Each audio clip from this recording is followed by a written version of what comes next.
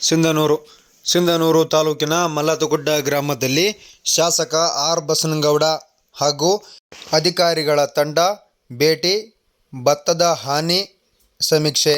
ರಾಯಚೂರು ಜಿಲ್ಲೆಯ ಸಿಂಧನೂರು ತಾಲೂಕಿನ ಮಲ್ಲತಗುಡ್ಡ ಗ್ರಾಮದಲ್ಲಿ ಶಾಸಕರು ಹಾಗೂ ಖಾದಿ ಮತ್ತು ಗ್ರಾಮೋದ್ಯೋಗ ನಿಗಮದ ಅಧ್ಯಕ್ಷರಾದ ಆರ್ ಬಸನಗೌಡ ತುರ್ವಿಯಾಳ ಅವರು ಹಾಗೂ ತಹಶೀಲ್ದಾರ್ ಅರುಣ್ ಎಚ್ ದೇಸಾಯಿ, ಕೃಷಿ ಇಲಾಖೆಯ ಅಧಿಕಾರಿಗಳಾದ ಜಂಟಿ ಕೃಷಿ ನಿರ್ದೇಶಕರು ಜಯಪ್ರಕಾಶ್ ಅವರನ್ನು ಒಳಗೊಂಡ ತಂಡ ಭತ್ತದ ಬೆಳೆ ಅಕಾಲಿಕ ಮಳೆಯಿಂದ ಹಾನಿಯಾದ ಪ್ರದೇಶವನ್ನು ಸಮೀಕ್ಷೆಯನ್ನು ಮಾಡಿದರು. ತದನಂತರ ಮಾತನಾಡಿದ ಶಾಸಕ ಆರ್ ಬಸನಗೌಡ ಅವರು, ಈಗಾಗಲೇ ವರದಿ ಸಲ್ಲಿಸಲು ಅಧಿಕಾರಿಗಳಿಗೆ ಸೂಚನೆಯನ್ನು ನೀಡಲಾಗಿದೆ. ವರದಿ ಬಂದ ಕೂಡಲೇ ಪರಿಹಾರದ ಹಣವನ್ನು ರೈತರಿಗೆ ನೀಡಲಾಗುವುದು ಎಂದು ಮಾಹಿತಿ ನೀಡಿದರು. ತದನಂತರ ತಹಶೀಲ್ದಾರ್ ಅರುಣ್ ಎಚ್ ದೇಸಾಯಿ ಹಾಗೂ ಜಂಟಿ ಕೃಷಿ ನಿರ್ದೇಶಕರಾದ ಜಯಪ್ರಕಾಶ್ ಅವರು ಮಾತನಾಡಿದರು. ಈ ಸಂದರ್ಭದಲ್ಲಿ ಕೆಪಿಸಿಸಿ ಸದಸ್ಯರಾದ ನಲ್ಲಾ ವೆಂಕಟೇಶ್ವರ ರಾವ್ ಸೇರಿದಂತೆ ಸುತ್ತಮುತ್ತಲಿನ ಗ್ರಾಮದ ಮುಖಂಡರುಗಳು ಹಾಗೂ ಹಿರಿಯ ಮುಖಂಡರುಗಳು ಭಾಗಿಯಾಗಿದ್ದರು. ನವೆಂಬರ್ 16ರಂದು ಮಧ್ಯಾಹ್ನ 12 ಗಂಟೆಗೆ ಜಂಟಿ ವೀಕ್ಷಣೆ ಮಾಡಲಾಯಿತು.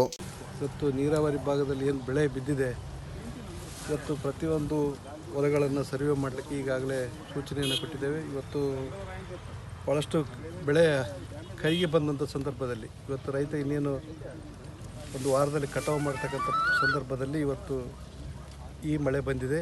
ಹಾಗಾಗಿ ಸರ್ಕಾರದಿಂದ ಕೂಡ ಈಗಾಗಲೇ ಆದೇಶ ಕೂಡ ಆಗಿದೆ.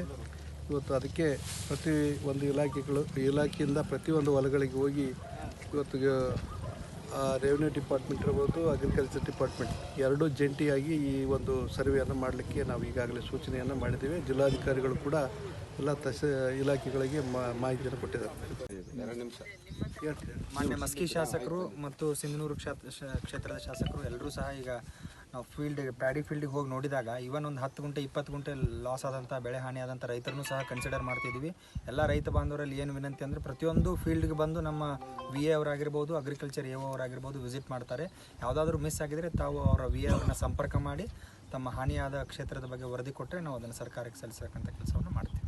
ಫೀಲ್ಡ್ ಆಫೀಸರ್ಸಿಗೆ ನಮ್ಮದು ಅಗ್ರಿಕಲ್ಚರ್ ಕೃಷಿ ಅಧಿಕಾರಿ, ಸಹಾಯಕ ಕೃಷಿ ಅಧಿಕಾರಿ ಮತ್ತು ಕಂದಾಯ ಇಲಾಖೆಯ ವಿಲೇಜ್ ಅಕೌಂಟೆಂಟ್ಗಳಿಗೆ ಜಂಟಿಯಾಗಿ ಸಮೀಕ್ಷೆ ಮಾಡಲಿಕ್ಕೆ ಆಗಲೇ ಇನ್ಸ್ಟ್ರಕ್ಷನ್ಸ್ ಕೊಟ್ಟಿದ್ದೀವಿ.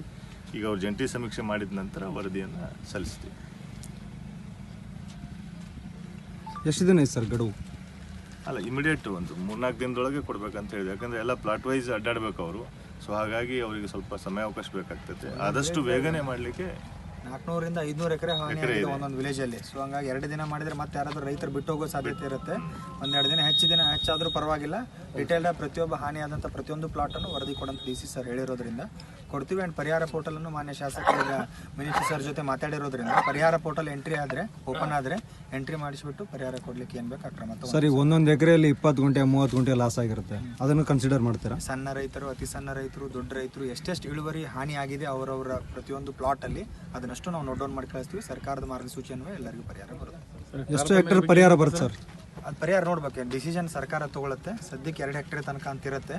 ಬೇರೆ ಬೇರೆ ಪ್ಲಾಟ್ ವೈಸ್ ಇದೆ. ಅದು ಕುಷ್ಕಿಗಿಷ್ಟು, ತರಿಗಿಷ್ಟು, ಬಾಗಾಯತ್ ಜಮೀನಿಗೆ ಇಷ್ಟಿಷ್ಟು ಅಂತಿದೆ. ಅದು ಸರ್ಕಾರ ಪಾಲಿಸಿ ಡಿಸಿಷನ್ ಇರೋದ್ರಿಂದ ಸರ್ಕಾರ ಏನು ನಿರ್ಣಯ ತಗೊಳುತ್ತೆ ಅಷ್ಟು ಪರಿಹಾರ ಬರುತ್ತೆ.